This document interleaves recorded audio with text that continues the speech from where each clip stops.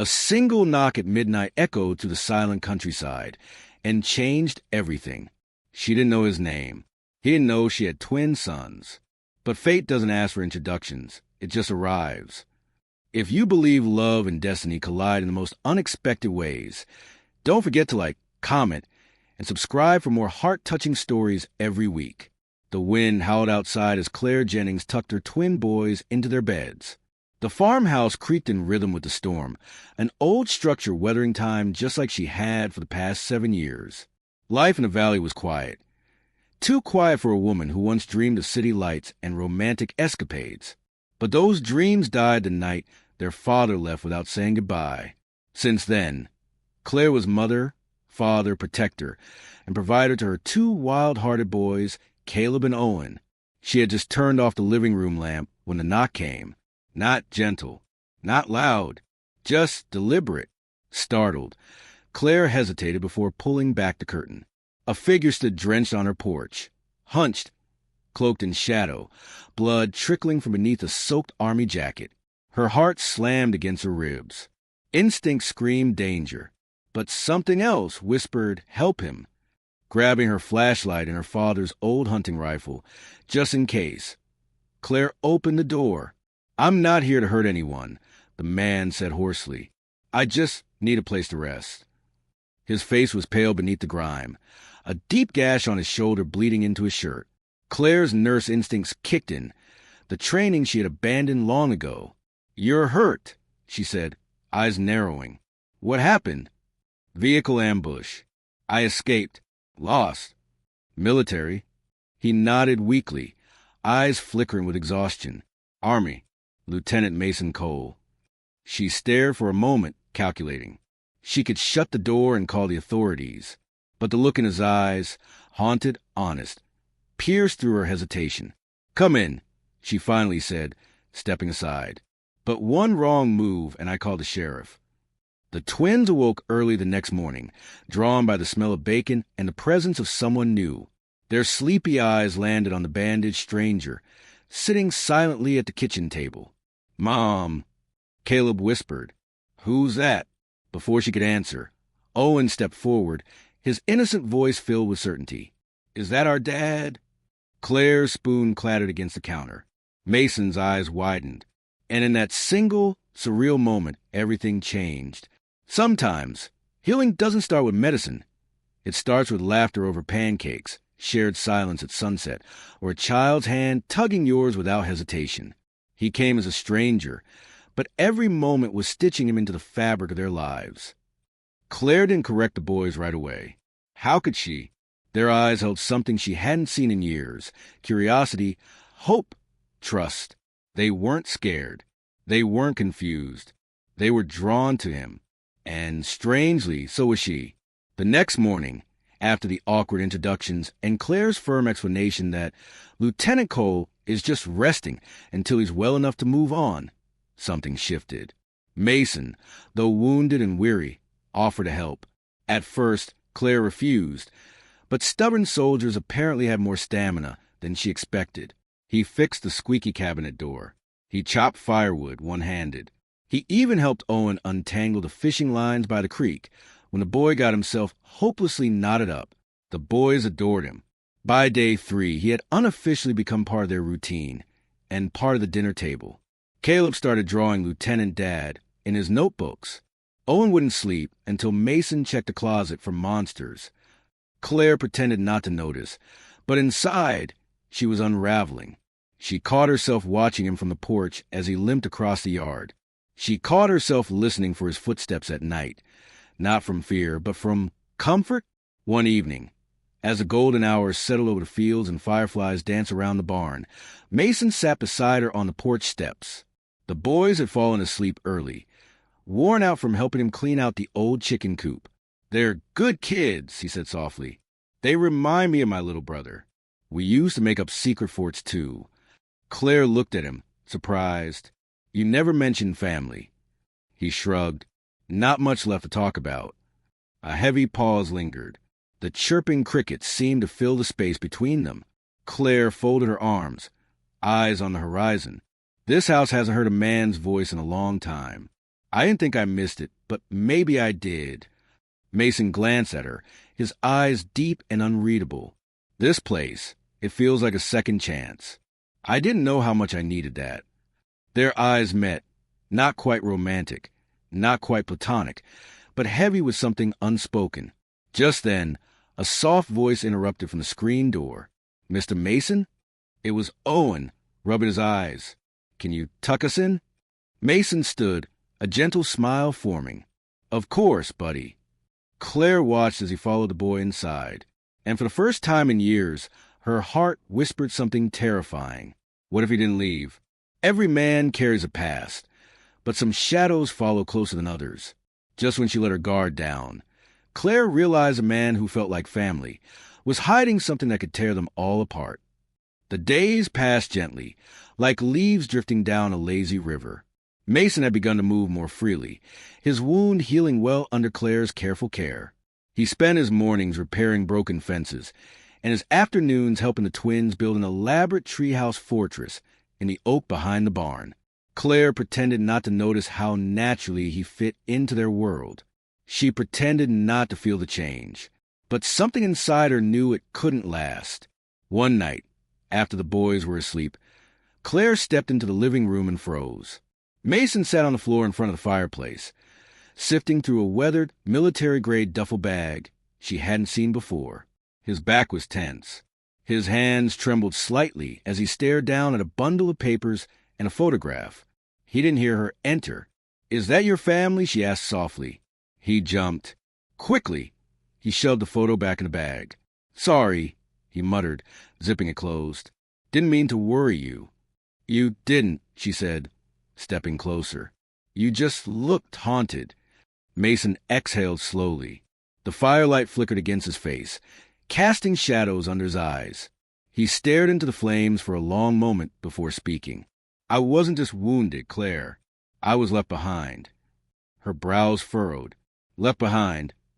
"I was part of a convoy delivering high-level transport. We were ambushed. I ordered my men to retreat and take the civilians with them. I stayed to hold off the attackers." Claire sat across from him, listening in silence. "They assumed I was dead," he continued. "But I wasn't. I crawled out, injured, and ran. I've been off-grid ever since. But the army thinks I deserted." Her heart clenched. "Are you saying they think you're a traitor?" "I'm saying," Mason replied grimly, "if anyone finds out I'm alive before I clear my name, I'll be arrested, or worse." Claire stared at him, the weight of his words crashing into her like a wave. Her safe, quiet life, her children, their fragile new peace. "You should have told me," she whispered. "You brought danger to my home." "I didn't mean to," Mason said. "I just needed rest. But then I met your boys, and you, and for the first time in a long time, I felt like I belonged somewhere." Silence fell between them like a thunderclap. Claire stood slowly. "You should go. In the morning." Mason nodded once, the pain in his eyes sharper than any bullet wound. But from the shadows of the hallway, two little boys had heard everything, and neither was ready to say goodbye. She told him to leave. The boys begged him to stay. But the past has a way of knocking louder when the heart tries to shut the door. And this time it didn't just knock, it kicked the whole house down. The morning after the revelation felt colder than usual, even though the sun rose the same way it always did over the Jennings farmhouse. Claire busied herself in the kitchen, slamming pans and pouring cereal like it was a war strategy. She hadn't spoken a word to Mason since the night before. He packed quietly, wordlessly, like a man who had accepted the verdict. But the twins weren't quiet. "You can't go," Caleb shouted, clinging to Mason's jacket as he slung the duffel bag over his good shoulder. "You said you'd help us finish the treehouse." Owen cried. "You promise." Claire turned, guilt flickering in her chest. "Boys, enough." But it wasn't enough. Caleb's voice cracked. "You said you were like family." Mason knelt down, forcing a calm into his voice that didn't match his glassy eyes. "And I meant that. I still do. But sometimes leaving protects the people you care about."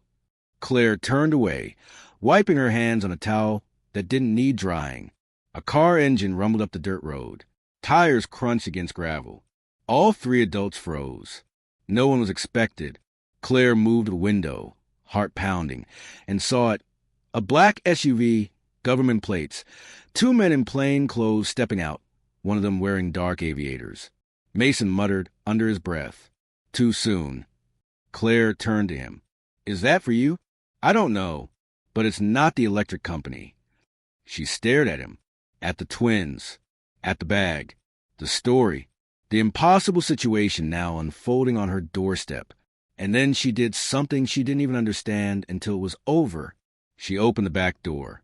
"This way, through the cornfield. It opens onto Miller's Trail." "You're helping me?" Mason asked, stunned. Claire's jaw clenched. "Don't make me change my mind." Mason didn't argue. He moved fast, guiding the boys into a tight goodbye. Owen clung to him like a baby koala, sobbing. Caleb kept it together, barely. "I'll come back," Mason whispered. "I swear." "You better," Caleb muttered, wiping his face on his sleeve. Then he was gone. Claire opened the front door just as the agents knocked. "Morning." The man in sunglasses said, flashing a badge. "We're looking for someone. Army deserter. Might be injured. Goes by Mason Cole." Claire raised an eyebrow, arms crossed. "No deserters here. Just me and my twin boys. If you're hunting deer, try north of the ridge." The man stared at her for a moment longer than necessary, then gave a tight smile. "If you see anything unusual, give us a call." She closed the door slowly. The house was quiet again. Too quiet. And somehow, for the first time in years, it didn't feel safe anymore. She said goodbye, but peace didn't come. Only questions. Regret is a slow-burning ache, one that whispers, "What if?" in the quiet, and screams it when you're alone. Claire sat alone on the porch that night, her hands wrapped around a mug of cold coffee she hadn't touched in an hour. The wind whispered through the cornfields.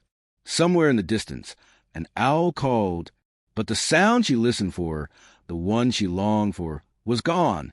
Mason was gone. And though she was the one who told him to leave, her heart had never agreed. She replayed everything. The way he showed up, half dead and out of breath, the way he smiled at the twins like they were his own, the quiet strength he brought into a house that had been hollow for years. She'd sent him away to protect them. But now, she wasn't sure if she'd just pushed away the one person who truly belonged. Inside, the boys were quiet. Too quiet. Claire checked on them and found Owen curled in his bed, hugging a tattered army cap Mason had left behind. Caleb lay awake, staring at the ceiling. "Mom," he whispered. She stepped in, brushing his hair back. "Yes, sweetheart. Did we do something wrong? Is that why you left?" Her throat tightened. "No, baby, you didn't do anything wrong." Caleb rolled onto his side. "Then why does it feel like our family broke again?" Claire didn't have an answer. She kissed his forehead, turned off the light, and walked out of the room feeling like a failure. Later, she sat at the kitchen table, thumbing through the photo Mason had accidentally dropped the night before, the one he didn't know she had found. It was him, younger, standing with a group of soldiers in front of a Humvee. But what caught her attention wasn't just Mason. It was the man beside him, a man she recognized. Her brother, James. She gasped, nearly dropping the photo. James had died 5 years ago in an ambush overseas, or at least that's what the Army told her. Why was he standing next to Mason Cole? The questions hit her like a storm surge. Had Mason known James? Had he lied, or had he kept the truth because he thought she couldn't handle it? Suddenly, Claire wasn't just doubting Mason. She was doubting everything. The guilt, the confusion, the ache. She needed answers.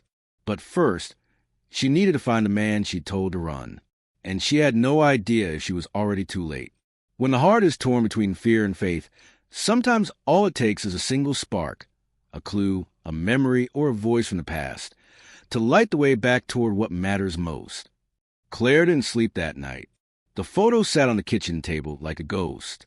Her brother, smiling alive, next to Mason Cole, years before he ever stepped foot on her porch. Questions circled her like vultures. Had Mason known all along who she was? Why hadn't he told her? Was this some long-played deception, or something more complicated? By sunrise, her hands were on the steering wheel, and her boys were buckled in the back seat, still in their pajamas. She told them they were going for a drive, but her heart had already decided. She had to find Mason, not just for answers, but because a voice inside her whispered, "You'll regret it if you don't." They drove for hours, down dirt trails past abandoned ranger stations, through dense forest roads where cell service died miles ago. At one point, Owen broke the silence from the back seat. "Mom, are we lost?" Claire shook her head, forcing a smile. "No, baby. We're trying to find someone who got a little lost himself." "Lieutenant Dad?" Owen asked softly. Claire's throat tightened. "Yeah, him." It was nearly noon when she spotted it, a worn boot print in the mud just off Miller's trail. Fresh. Beside it, a crushed energy bar wrapper like the one she kept in the farmhouse pantry. Her heart kicked hard. She parked and followed the trail on foot, holding the twins' hands. Deeper into the trees, they came to a small clearing, and there, hidden behind a collapsed hunting blind, was a makeshift campsite. And Mason, he turned at the sound of snapping twigs, his good hand reaching instinctively for the pocketknife at his belt. Until he saw her. He froze. The boys let go of her hands and ran to him before she could stop them. "Lieutenant Dad!" they shouted in unison, crashing into him like twin missiles. He dropped to his knees, hugging them both tight. "What are you doing out here?" he asked, clearly stunned. Claire stepped forward, arms crossed, heart thudding. "I could ask you the same." Mason stood, guilt written all over his face. "Claire," she held up the photo, "you served with my brother, James Jennings." His eyes dropped. "Yes. Why didn't you tell me?" "Because I wasn't sure how to. He was my CO, my friend. He saved my life during that ambush. When I saw your name on the mailbox that first night, I knew, but I wasn't ready to say it." Her breath caught. "You were with him when he died." Mason nodded slowly. "He died a hero, and I promise him, if anything ever happened, I'd find his sister, make sure she was okay." Her eyes welled up. "So, that first night, you didn't just knock on a stranger's door, did you?" "No," Mason whispered. "I knocked on yours." Silence swelled between them. Then Claire stepped forward, her voice trembling.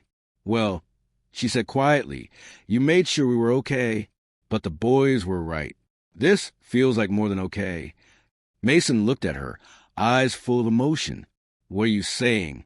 "I'm saying come home," Claire said. "We've already lost one good man. We're not ready to lose another." Mason didn't speak. He just reached for her hand. And for the first time in weeks, maybe years, hope didn't feel like a risk. It felt like family. Some promises are whispered in desperation. Others are forged in love.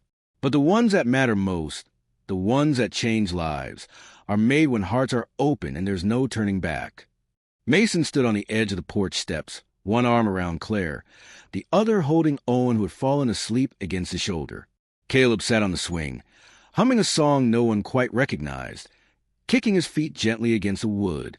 It had been 3 days since Claire had brought him back from the woods. 3 days of cautious peace.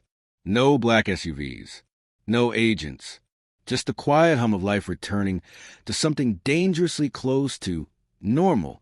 But normal wasn't what they had anymore. They had something better. Something chosen. That evening, Claire made dinner while Mason helped the boys finish the treehouse. By sunset, they'd added a tiny flag at the top, a blue T-shirt tied to a stick, waving proudly in the breeze like they'd just claimed a kingdom. As they sat around the dinner table, Owen poked at his peas, then looked up at Mason with sleepy eyes. "Are you leaving again?" Claire tensed. Mason put down his fork. "No," he said gently. "Not unless your mom kicks me out again." The boys turned to Claire like puppies awaiting judgment. She smiled softly. "Not unless he forgets to do the dishes." The boys erupted in giggles, but Mason stayed quiet, his gaze fixed on Claire's. Later that night, when the twins were tucked into bed and the sky burned with stars overhead, Claire found Mason on the back porch, staring up at the heavens like they held some kind of answer. You ever feel like the past just won't let go? He asked quietly. All the time, she replied. But maybe that's because we're holding on to it too tightly. He turned to her. Claire, I want to stay. Not because I owe James. Not because I've got nowhere else to go. But because I want to be here. With you. With them. Claire stepped closer, her voice quiet but firm. Then say it. Don't just mean it. Promise it. Mason took her hands in his. I promise, he said, to protect this family, to never run, to be here for as long as you'll have me. Claire's eyes shimmered, and for once, the past didn't matter. Because here in the now, in the echo of a vow whispered beneath starlight, something unbreakable was born. She didn't say, I love you. She didn't have to. She just pulled him into a kiss, slow and certain. Not the beginning of something, but the acknowledgement that it had already begun. Sometimes, the heart finds peace in the most ordinary moments. A shared laugh, a muddy boot on the porch, or a child's voice calling Dad without hesitation. And when you least expect it, joy walks in without knocking. Spring rolled in gently, brushing the valley with warmth and wildflowers. Life on the Jennings farm began to bloom in more ways than one. The mornings were filled with the thump of little feet racing down the hall, the smell of cinnamon pancakes, and Mason's steady laugh echoing through the kitchen. Claire found herself smiling more, sleeping better, trusting again not just in Mason, but in the possibility of happiness she thought she'd buried long ago. One Saturday morning, the boys burst into the house, covered in grass stains and excitement. Mom! Mom! Caleb shouted, gripping a crumpled flyer. There's a father-son obstacle race next weekend in town. Can we go? Please. Claire's eyes widened. Sweetheart, that's... She hesitated. The word father still carried echoes. Before she could finish, Owen tugged on Mason's shirt. You'll come, right? You're our person now. Mason knelt slowly, looking from one hopeful face to the other. I've never run an obstacle course in my life. But you were in the Army, Caleb countered. You were literally built for this. Claire laughed, covered her mouth with a dish towel. Mason looked at her, then back at the twins. You really want to be your partner? Owen grinned. You already are. Something inside Mason cracked open. Something he hadn't let himself feel in years. All right, he said, but only if your mom comes too and cheers the loudest. Claire raised her hands. Oh, I will scream like a banshee. The race day arrived under a bright blue sky. Claire stood on the sidelines with a thermos of coffee and tears stinging her eyes as she watched Mason charge to the tire run with Owen on his back and Caleb shouting directions like a battlefield commander. They didn't win. They didn't care. But when the announcer said, biggest cheers of the day, Team Cole Jennings, Claire felt something shift in the air. That night, back on the porch swing, Owen dozed in Claire's lap, Caleb snuggled next to Mason. Fireflies blinked lazily across the yard. A warm breeze danced through the wind chimes. You know, Mason murmured, I used to wonder if I'd ever get a second chance. At life, at love, at a family. Claire leaned into his shoulder. And he looked down at the sleeping twins and kissed her temple. I didn't get a second chance, he whispered. I got the right one. And as stars blinked above and laughter echoed faintly from inside the house, Claire realized, sometimes joy doesn't announce itself with fireworks. Sometimes it's two muddy boys, one stubborn soldier, and a home that finally feels full. It's easy to love when skies are clear, but when old ghosts return and storms roll in, only the truest hearts remain standing. Their bond had been built with warmth, but would it hold through fire? Weeks passed, and with them came a rhythm, comforting, familiar. Claire, Mason, and the boys moved like pieces of song that finally found its melody. The farmhouse flourished with laughter, late-night card games, and the low hum of contentment. But life, as always, had a way of testing what was newly built. It started with a letter, a plain white envelope with no return address, delivered quietly to the mailbox on a Tuesday morning.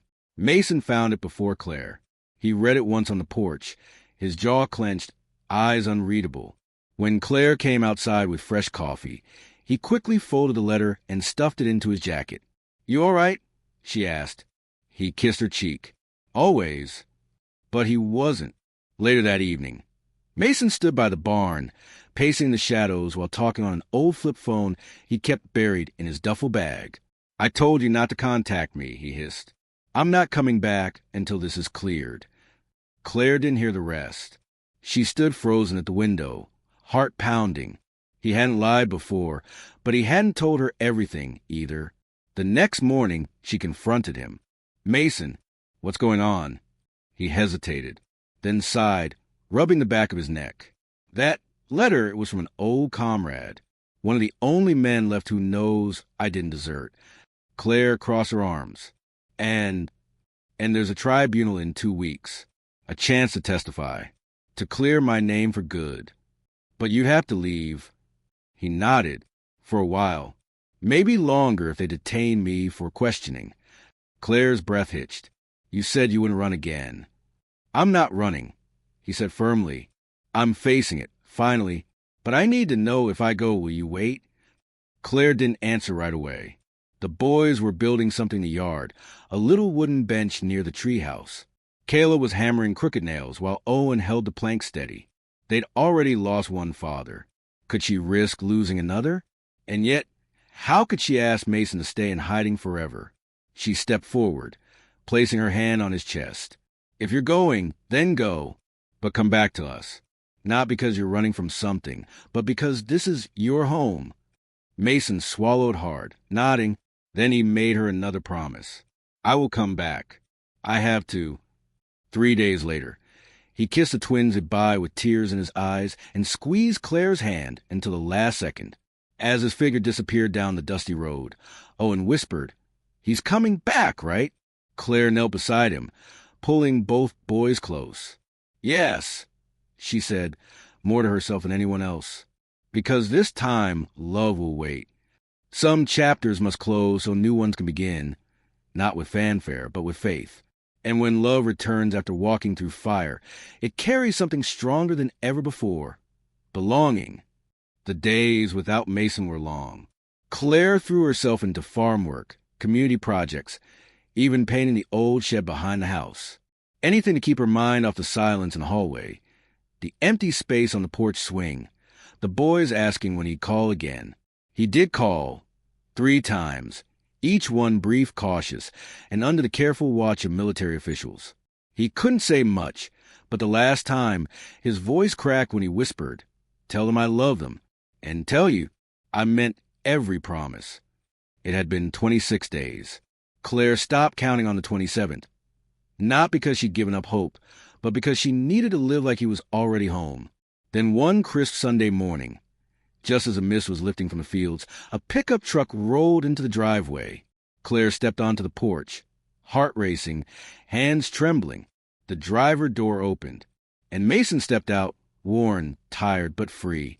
The boys screamed his name, tumbling down the steps barefoot, launching into his arms.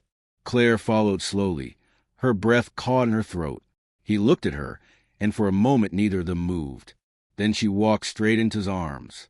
He held her like a man who'd finally dropped the weight of a world he'd carried for too long. You're home, she whispered. I never left, he said. Not really.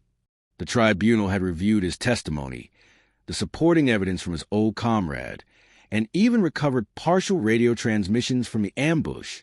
Mason Cole's name was cleared, officially, publicly, permanently. And now he had a future. Weeks later, under the shade of the oak where the boys' treehouse stood tall, they held a small ceremony. No suits, no gowns, just laughter, bare feet, and Mason in a button-up shirt that didn't quite hide his nervous excitement. Claire wore a simple white sundress. Caleb and Owen stood proudly between them, each holding a hand. Vows were exchanged, not fancy or poetic, just raw and honest. I don't promise perfection, Mason said, his voice steady, but I promise to stay, to show up, to love you, even when it's hard. Claire smiled through tears. And I promise to stop hiding my heart, because it's been yours from the moment the boys called you Dad. Cheers erupted from their small group of friends, neighbors, and 2 veterans who had driven hours just to see their brother-in-arms begin a new chapter. The boys placed 2 wooden rings they carved themselves onto their fingers.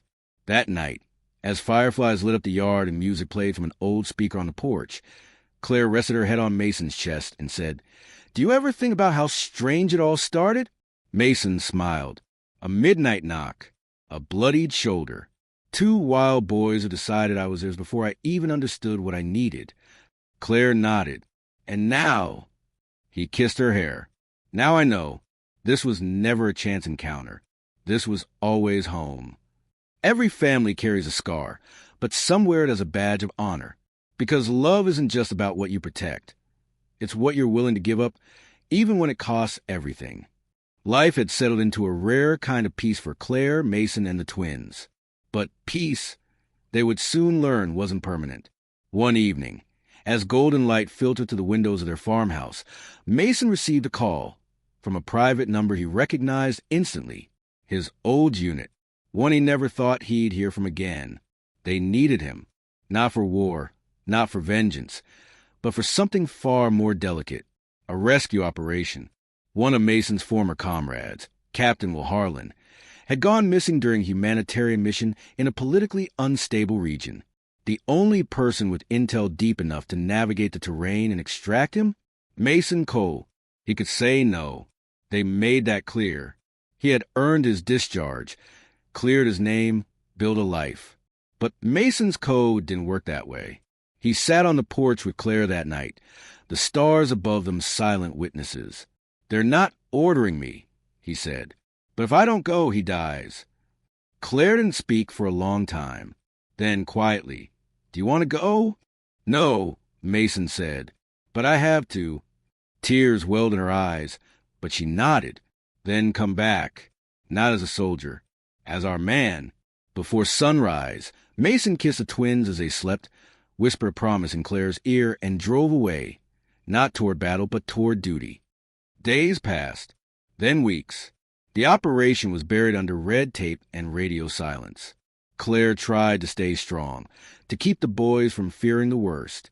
But every night, her heart twisted at the sound of a knock or a car pulling into the drive, until finally he returned.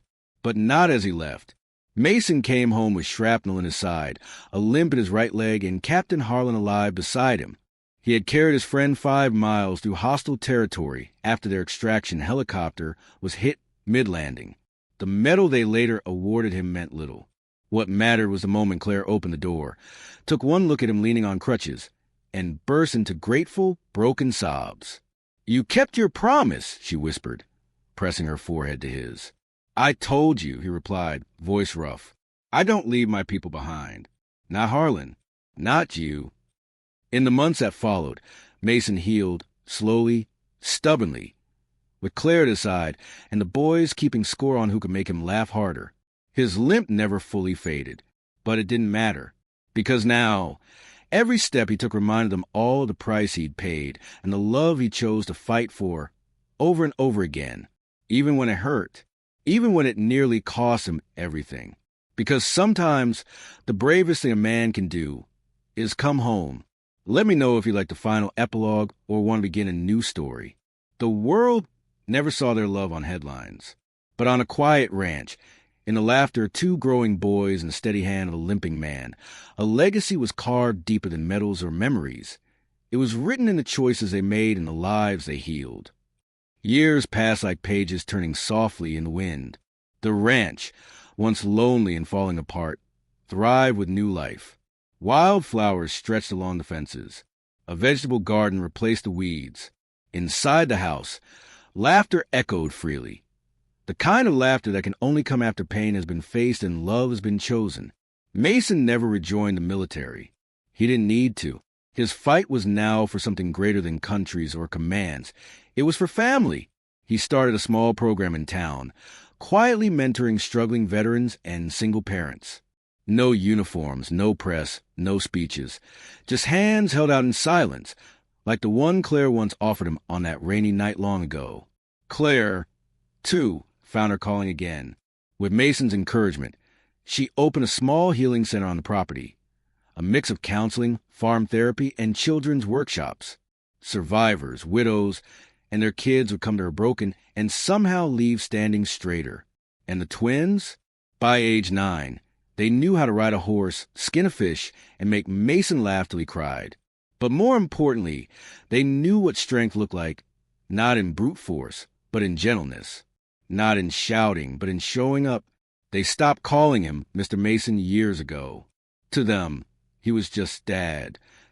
One crisp autumn day, as golden leaves danced across the fields, Claire stood beside Mason watching the boys race down the hill. "They're good men already," Mason said softly. "Because they had a good man to learn from," Claire replied, slipping her hand into his. He looked at her, emotion tightening in his throat. "You saved me." "No," she smiled. "You saved yourself. I just opened the door." The camera of time pulls back, rising over the land, over the trees that had grown tall, the fences rebuilt, the wounds healed. There are no statues for Mason Cole, no headlines for Claire, but there's a ranch filled with laughter, a pair of boys becoming men, and a love story that survived war, loneliness, and loss, not because it was perfect, but because they never stopped choosing each other. Every single day.